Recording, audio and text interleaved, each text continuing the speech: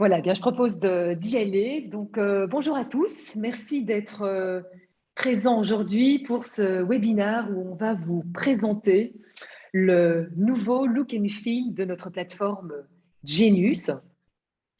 Alors, aujourd'hui, nous sommes deux à être vos interlocuteurs du jour. Donc, moi-même, pour ceux qui ne me connaissent pas, je m'appelle Gaëlle Elsmortel, je suis la CEO de Genius et je vais passer en revue avec vous les différents éléments de cette nouvelle plateforme.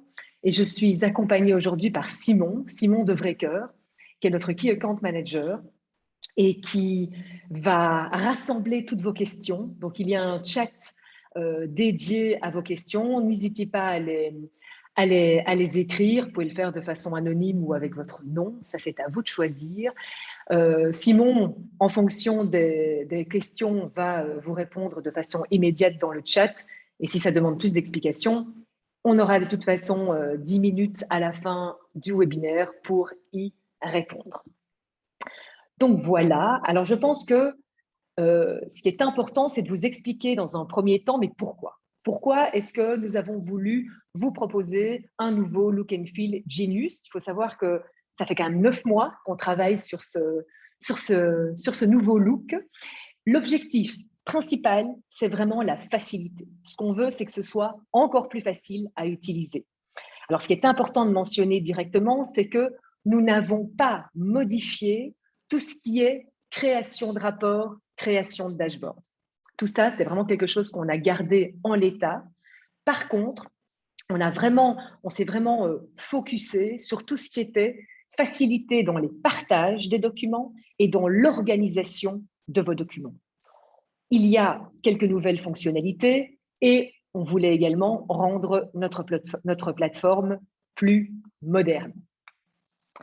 Alors, comment est-ce qu'on va structurer ce webinaire et structurer les explications? En fait, on a décidé de le faire par type d'utilisateur.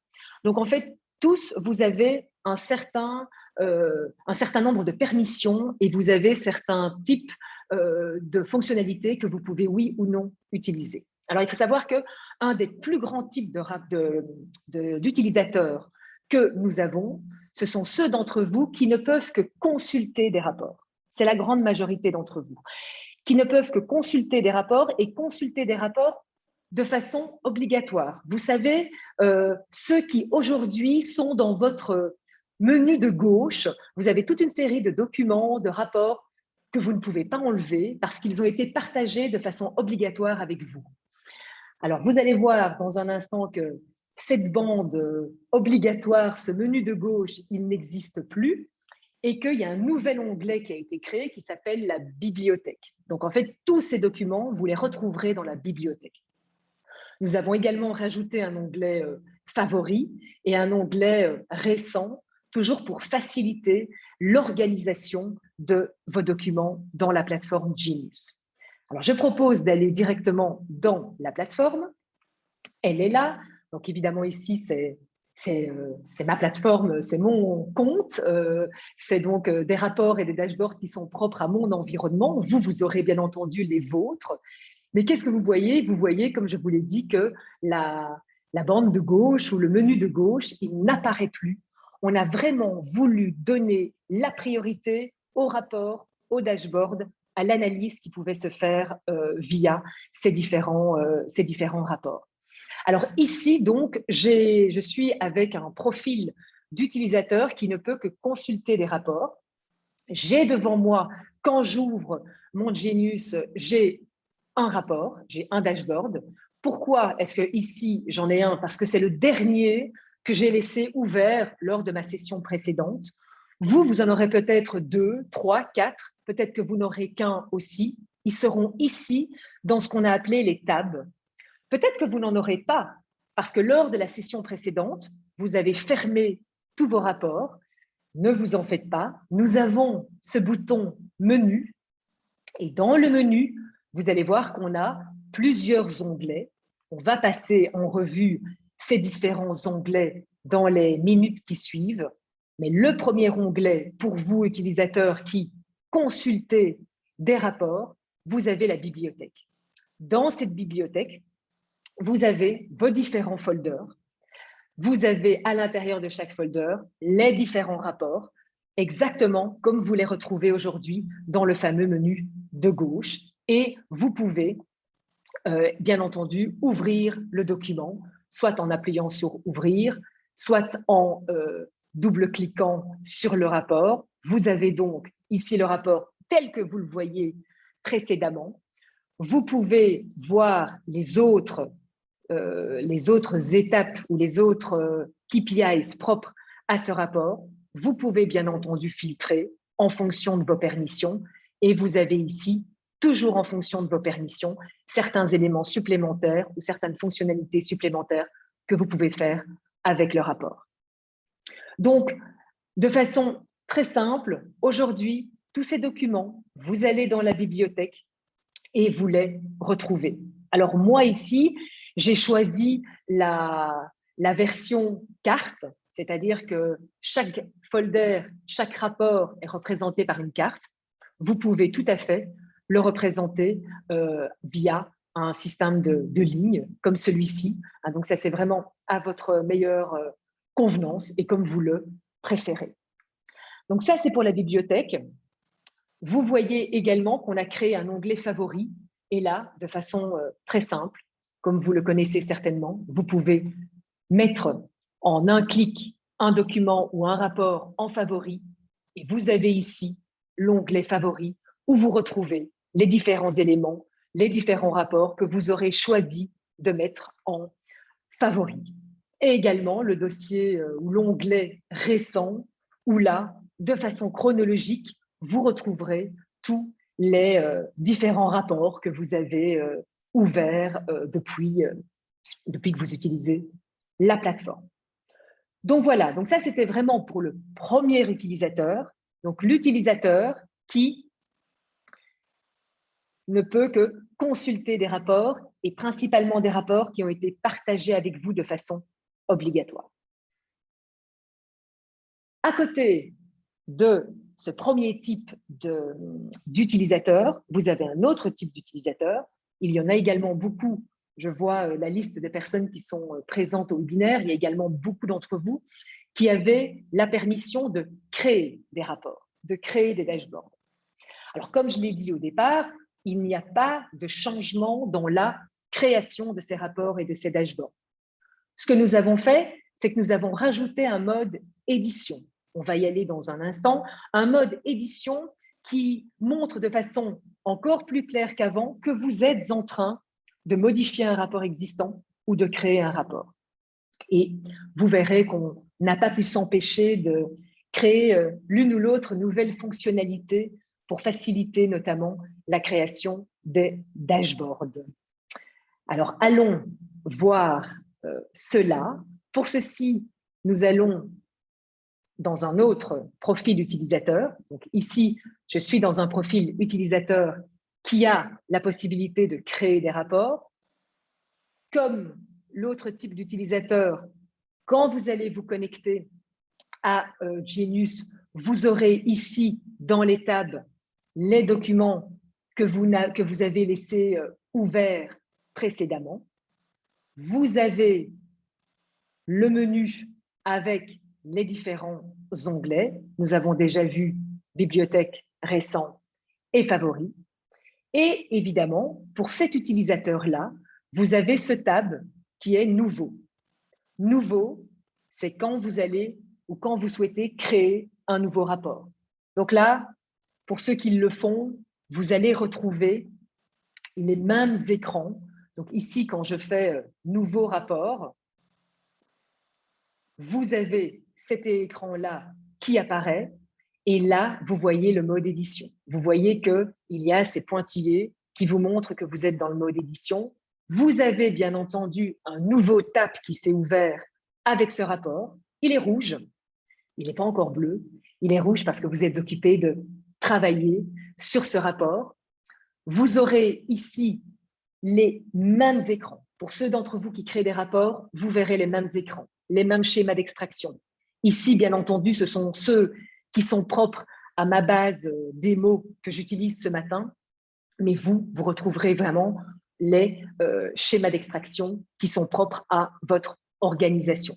Alors, si on fait un rapport simple pour que vous voyez les différentes étapes et que rien n'a fondamentalement changé.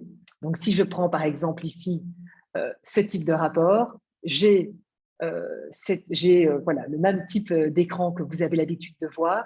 J'ai évidemment les différents filtres. On a modernisé les icônes. On a modernisé les icônes en rajoutant un nom à l'icône qu'il y avait à côté. Le contenu n'a pas changé. Donc, quand vous ajoutez, vous pouvez rajouter une colonne ou une étape. Vous allez reconnaître ce type d'écran que je vous montre. Vous pouvez toujours mettre en colonne, prenons par exemple les établissements, prenons en ligne les groupes ou les catégories de produits, prenons en valeur le montant. Et donc, vous allez avoir ici un rapport assez simple que je vous présente. Les 3 petits points, où là, vous pouvez, première nouvelle fonctionnalité, directement rajouter un nouveau rapport à votre dashboard. Donc, plus besoin de faire des drag and drop. Vous avez directement possibilité de rajouter un nouveau rapport au dashboard. Vous pouvez bien entendu les dupliquer. Vous pouvez l'enregistrer. On y reviendra dans un instant. Vous avez tout ce qui est propriété du document, où ça aussi, vous le reconnaissez. C'est tout ce qui vous permet de customiser en termes de typo, de couleurs, les rapports que vous êtes occupés de créer. Et vous l'avez aussi ici. Donc, juste, ceci n'a pas changé non plus.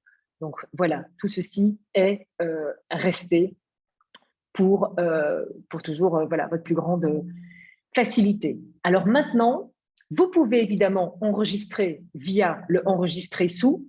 Vous pouvez également quitter le mode édition.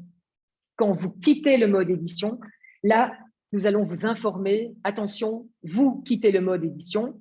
Est-ce que vous voulez continuer à faire des modifications dans votre document? Est-ce que vous voulez l'effacer? Ou est-ce que vous voulez le sauvegarder? Alors, quand vous le sauvegardez, là, nous avons créé un nouvel espace qui s'appelle d'ailleurs « Mon espace ». Donc, « Mon espace », c'est vraiment l'onglet, si vous voulez, qui est propre à chacun de vous, où vous organisez vos différents documents de la façon dont vous le souhaitez. C'est votre espace, c'est un peu comparable, si vous voulez, au disque C de votre ordinateur. Disons que moi, j'enregistre mon nouveau rapport 1 et vous voyez, j'ai quitté le mode édition, c'est un rapport qui existe, il est passé en bleu et je peux facilement le retrouver dans menu et ici dans mon espace. Donc ici, dans mon espace, j'ai tous les folders et documents qui sont propres à moi. Je retrouve ici mon nouveau rapport 1 que je viens de créer. Et vous pouvez évidemment l'ouvrir, le dupliquer, le supprimer. Vous pouvez le déplacer. Donc, peut-être que vous préfériez le déplacer directement dans un folder type finance ou marketing ou autre que vous aurez créé. Donc ça, c'est évidemment assez simple et assez intuitif. Nous avons rajouté à cet endroit-ci 2 possibilités de partage de ce document. Première possibilité, c'est un transfert définitif. Ça veut dire quoi? Ça veut dire que Simon, qui est avec moi aujourd'hui, il m'a demandé de faire un rapport pour lui. J'ai fait le rapport et ensuite, je vais le lui transférer et je n'ai pas besoin de garder un original de ce rapport dans mon univers. Je peux simplement le lui partager, je le choisis et je vais le transférer. Là, évidemment, la plateforme m'indique vous allez le transférer et il ne sera plus dans votre environnement, dans votre espace. Ici, c'est ce que je veux faire. Donc, effectivement, Simon, je pense que tu as reçu mon nouveau rapport 1 et moi, vous voyez, il n'est plus dans mon espace de travail. Par contre, ce que je peux également faire à côté du transfert définitif, je peux donner une copie. Donc, c'est ici que nous avons mis « donner la copie », où là, je peux également donner une copie à Simon, bien entendu, ou à toute autre personne, mais je garderai l'original dans mon espace. Donc ça, c'est deux types de partage que nous avons fait. Et peut-être pour l'illustrer, je vais donner une copie à cet utilisateur que je vous ai montré précédemment et qui ne peut faire que consulter des rapports. Donc là, je vais aller dans cet autre utilisateur. Les documents qui ont été partagés via les deux fonctionnalités que je viens de vous présenter, donc le transfert définitif ou la copie, ils se retrouveront dans mon espace. Donc, c'est dans mon espace. Pour moi, je préfère vraiment le voir comme ça. Alors ça, c'est propre à chacun de vous, mais moi, je préfère le voir comme ça. Et vous voyez, là, j'ai les différents documents qui ont été partagés avec moi. Donc ça, c'était pour ces deux types de partage de documents. Il y a également une autre possibilité, et moi j'aime bien donner l'exemple des promotions, parce que disons que vous avez une série de promotions en cours et vous voulez faire en sorte que tous vos shop managers, par exemple, ou toute l'équipe marketing ou l'équipe finance, aient accès aux résultats de ces différentes promotions. Eh bien, quand vous avez votre folder, vous avez créé les différents rapports propres à ces promotions. Vous voyez ici que je peux mettre un commentaire. Donc, j'ai pu mettre un commentaire en disant « Suivez les promotions en cours » ou tout type de commentaire que vous auriez envie de partager avec les personnes avec qui vous allez envoyer ces différentes promotions. Vous les partagez avec utilisateurs d'établissements, par exemple. Et ces personnes-là, elles le verront dans le document partagé avec moi. Donc ici, ce ne sont pas des partages obligatoires. Les partages obligatoires, vous les retrouvez dans les bibliothèques. Dans partager avec moi, c'est plus des partages que vous voulez faire de façon ponctuelle en fonction de ce que vous voulez mettre en avant à un certain moment. Donc voilà, donc on a vu un premier type d'utilisateur qui était l'utilisateur qui ne pouvait que consulter des rapports qui ont été partagés obligatoirement avec vous. C'est la bibliothèque. On a vu les récents, les favoris. On a vu mon espace. On a vu le deuxième type d'utilisateur pour toutes les personnes qui créaient des rapports avec le nouveau mode édition. Nous avons un troisième type d'utilisateur. Le troisième type d'utilisateur, c'est ceux d'entre vous qui pouvaient créer des documents, mais qui avaient également la permission de les partager de façon obligatoire avec votre réseau. Donc, c'est vous qui pouvez aujourd'hui imposer dans le menu de gauche de votre réseau certains rapports ou certains documents. Alors, pour nous aujourd'hui, vous vous appelez des library managers ou des managers de bibliothèques. Donc, c'est vous qui avez le droit de gérer cette bibliothèque. Alors, comment est-ce que vous allez faire?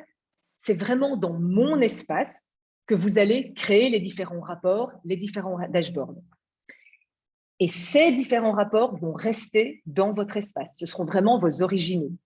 C'est dans un deuxième temps que vous irez dans la bibliothèque et que là, vous pourrez rajouter les rapports que vous souhaitez partager en y ajoutant tous les commentaires que vous souhaitez avec les différentes formes que vous souhaitez, que ce soit par texte, par image, par lien vidéo. Alors, je vous propose de regarder ça également. Donc ici, je suis dans mon profil utilisateur qui peut créer des rapports. Je suis dans la bibliothèque et vous voyez que j'ai ici ce bouton « Gérer la bibliothèque ».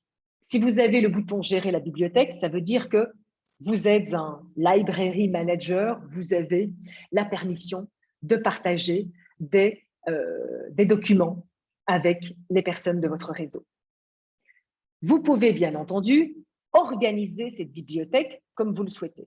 Donc, vous pouvez facilement, quand vous appuyez sur le bouton « Gérer la bibliothèque », vous pouvez ensuite créer un dossier. J'ai un dossier qui s'ouvre et on peut par exemple l'appeler webinaire 19 novembre, appelons-le comme ça. Vous pouvez évidemment ensuite rajouter des documents dans ce dossier. Dans ce cas-là, de façon simple, vous allez dans « Ajouter des documents ». Comme je l'ai expliqué, ces documents, vous les avez d'abord créés dans votre espace. C'est donc dans votre espace que vous allez pouvoir choisir un ou plusieurs, bien entendu, documents à ajouter dans la bibliothèque. Alors ici, moi, je préfère qu'ils soient directement dans le folder webinar que je viens de créer. Donc, j'ai créé ici mon webinar et alors je vais rajouter un commentaire, pardon, chouette rapport dans ce webinar. Découvrez-les. Par exemple, je peux les mettre en fluo, je peux les mettre en fluo jaune, je peux les customiser de la façon dont je souhaite, je peux rajouter un lien vidéo, je peux rajouter une image, je peux les mettre en bold. Donc, il y a pas mal de choses qui sont possibles de faire. Je peux donc évidemment sauvegarder. Et ici, je peux décider qui, de façon obligatoire, aura ce folder ainsi que les dossiers qui composent ce folder dans sa bibliothèque. Disons que je le partage avec tout le monde. Vous retrouverez ici ce que vous avez l'habitude de voir, c'est-à-dire que vous pouvez choisir le type de permission. Est-ce que les permissions normales de la personne qui va recevoir ces rapports ou est-ce que vous voulez les partager avec vos permissions. Vous pouvez donc quitter la gestion de la bibliothèque. Et donc, si je reprends mon utilisateur qui a le droit de consulter de façon obligatoire les différents rapports que vous avez partagés avec lui, eh bien, vous verrez qu'il aura à sa disposition ce nouveau folder et qu'il pourra l'ouvrir et sur base de l'ouvrir, il pourra donc faire les différents éléments de consultation qu'il fait déjà aujourd'hui. Donc voilà, ça c'est pour la gestion de la bibliothèque. Si je reprends maintenant les différents onglets, donc vous avez la bibliothèque, récent, favoris, mon espace. Je vais passer les use cases pour l'instant, j'y reviendrai. Vous avez le partager avec moi. Vous avez bien entendu la poubelle où vous pouvez retrouver tous les documents que vous avez deletés ou effacés et vous pouvez évidemment y aller pour récupérer les dossiers que vous voudriez récupérer. Et vous voyez qu'il y a un nouvel onglet qui s'appelle Use Case. Alors, qu'est-ce que c'est un use case? Alors ça, c'est une nouvelle fonctionnalité. Un use case, c'est vraiment un document, un rapport, une analyse que l'on va vous proposer. Donc, en fait, on va petit à petit créer une bibliothèque de use case que vous pourrez aller consulter, télécharger, et vous allez pouvoir voir, tiens, est-ce que c'est un type d'analyse qui peut être intéressant pour mon organisation? Est-ce que je la modifie ou est-ce que je ne le modifie pas? Et est-ce que je le partage ou est-ce que je ne le partage pas? Donc, c'est vraiment des propositions que nous allons vous faire pour potentiellement vous permettre d'analyser et d'avoir plus d'informations sur votre organisation. On va voir dans un instant très concrètement comment les utiliser. Qui peut aujourd'hui, parmi vous, avoir accès à ces use cases? En standard, nous avons défini aujourd'hui que c'était les library managers.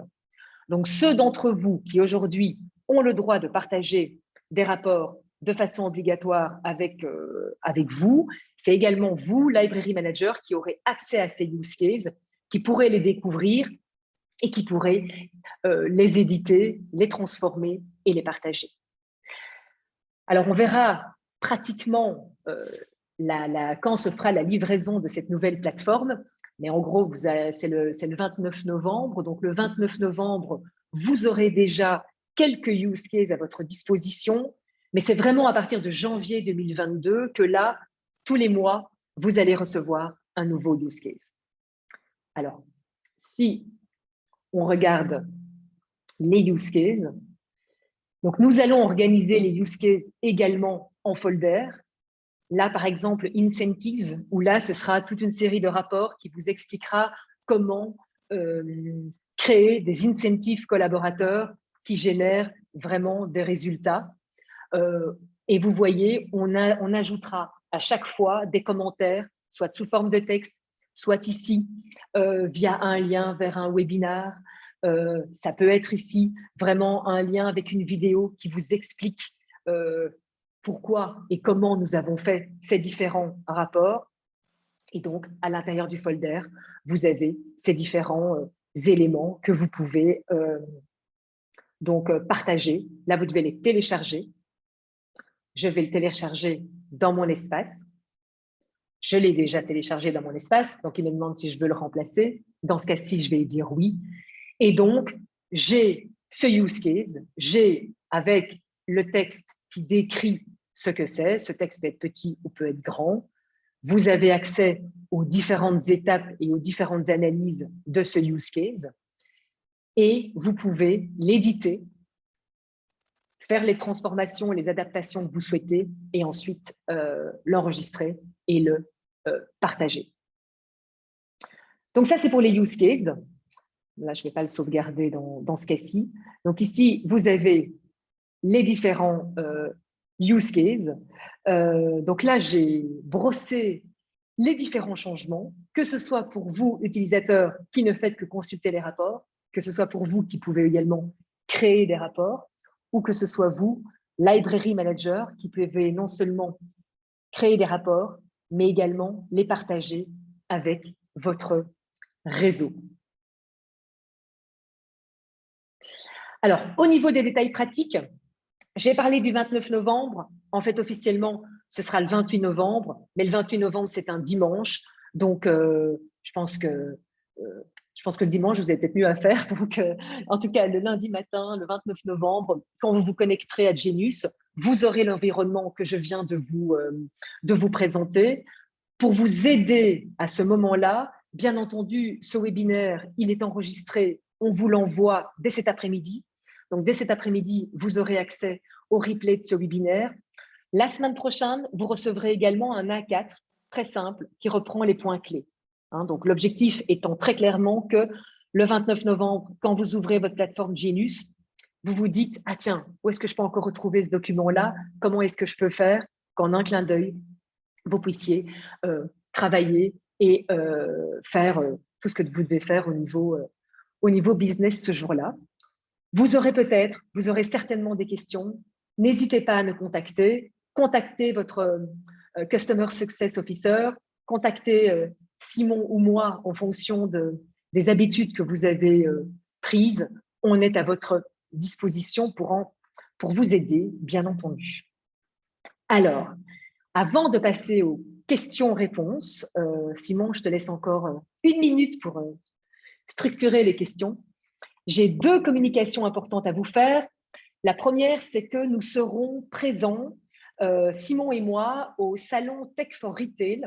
Alors, c'est un salon qui est le salon des innovations tech et digitales dédié à tous les métiers du retail. C'est à Paris. C'est le 30 novembre et le 1er décembre prochain, donc c'est dans moins de 15 jours, c'est dans 10 jours. Et nous avons été invités par Altavia. Nous sommes sur le stand d'Altavia. Altavia, c'est une très grande agence de communication et de marketing pour les retailers. Et ils mettent sur leur stand ce qui est, selon eux, les plus grandes innovations en matière de retail. Et donc, on a eu la chance d'être invités par eux. Je suis en mesure de vous offrir des invitations gratuites pour ce salon. Envoyez-moi un mail. Donc, vous avez mon mail là, g.alsmortel@genius.com. Ça coûte quand même 150 € l'entrée. Donc, n'hésitez pas à me demander une entrée gratuite. Et dans ce cas-là, évidemment, venez voir Simon et moi sur le stand d'Altavia. Donc, ça, c'est pour la première communication.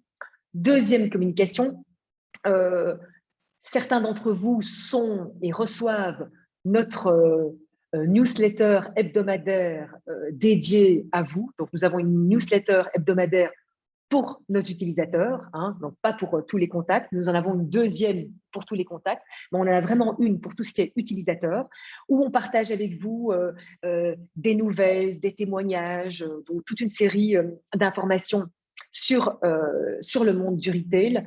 Donc, n'hésitez pas à vous inscrire pour la recevoir. Simon est occupé de mettre le lien pour vous inscrire dans le chat. Donc, n'hésitez pas à faire un copy-paste.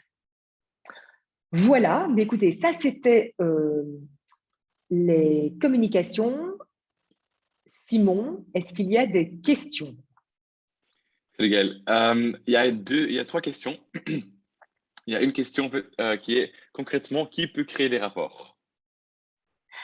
Alors, qui peut créer des rapports? Alors ça, en fonction de votre organisation, c'est vraiment votre organisation qui a défini qui pouvait créer des rapports. Donc ça, c'est vraiment le choix de votre organisation. OK. Et puis, il y a une autre question qui est, est-il prévu à un moment de pouvoir se connecter à Diginus avec ses identifiants professionnels Office 365 de manière à éviter de travailler avec multi-identifiants? Alors pour l'instant, pour vous connecter à Genius, que ce soit sur votre app, parce que c'est vrai que je ne l'ai pas mentionné, mais sur l'app, vous aurez aussi ces modifications, vous aurez aussi tout ce qui est bibliothèque. Et aujourd'hui, pour se connecter à Genius, vous devez aller sur votre URL de Genius et avec vos passwords et vos identifiants. Donc, on n'a pas encore planifié dans notre map de développement de pouvoir se connecter avec vos identifiants professionnels Office 365. On travaille sur ce qu'on appelle le SSO, c'est-à-dire ce genre de connexion-là. Mais là, je vois qui a écrit la question, je vois la question. Malheureusement, je ne pourrais pas t'aider rapidement. Donc, pour l'instant, tu devras encore aller sur genius.com et t'enregistrer comme tu le fais aujourd'hui. OK. Et ensuite, est-il prévu de pouvoir gérer des sous-totaux dans les rapports comme dans le pivot Excel? Ah, d'accord. Alors ça, pour l'instant, non, toujours pas. Hein, donc, on n'a pas adapté ça, mais on y travaille. Et en fait, donc, ce sera notamment premier trimestre l'année prochaine. Ce ne sera pas réellement les sous-totaux, mais ce sera un système qu'on appelle, nous, en interne, des paramètres qui facilitera ça. Donc, en fait, encore un peu de patience, mais d'ici mars-avril l'année prochaine, ce sera beaucoup plus facile, effectivement, pour faire ce genre de choses. OK. Ensuite, il y a pas de question, c'est quelqu'un qui a dit que c'était une super présentation. Alors, bravo pour le travail réalisé. Et pour la première question avec qui peut créer les rapports, la personne demande qui peut lui dire ou expliquer qui a Ah oui. ses permissions, en fait. Oui. Bon, alors c'est votre personne de contact au sein de votre organisation. Je pense voir chez qui vous travaillez. Sinon, vous pouvez m'envoyer un mail. Vous pouvez m'envoyer un mail à gsmortel@genius.com et je vous mettrai en contact avec la personne qui, au sein de votre organisation, gère ses permissions. Et donc voilà, parce que ça, c'est propre à chaque organisation. Donc, c'est théoriquement un contact chez vous, mais je peux vous donner le nom pour faciliter cela. Il n'y a pas de souci. OK. Et puis, une personne demande encore, les formats d'édition en PDF peuvent-ils être améliorés car certains rapports s'éditent en plusieurs pages? Ah, alors, normalement, ce n'est pas le cas parce qu'effectivement, on a travaillé là-dessus. Alors là, ce que je vous propose aussi, c'est de me contacter, de m'envoyer un mail. Et dans ce cas-là, on regardera ensemble exactement le cas spécifique que vous mentionnez. Et moi, je le transférerai à Genius Support pour voir exactement ce qu'il en est. Parce que normalement, ça ne devrait pas être le cas. Normalement, on a vraiment travaillé pour que les PDF soient… Alors, ils peuvent être en plusieurs pages, mais dans ce cas-là, mais pas de façon… mais ils doivent être bien organisés. Donc, théoriquement, ce n'est pas le cas. Envoyez-moi un mail et je vais mettre mon mail dans le chat. Je Comme ça, je vous viens de le mettre l'aurez. déjà, Ah, comme tu ça, viens de la le mettre, personne. OK. Voilà. Super, Simon, merci, quelle collaboration. Donc, mais ça, envoyez-moi un mail, comme ça, on regardera directement le rapport et on regardera ce qu'on peut faire. OK, parfait. J'ai l'impression que ça, c'est toutes les questions qui ont été posées.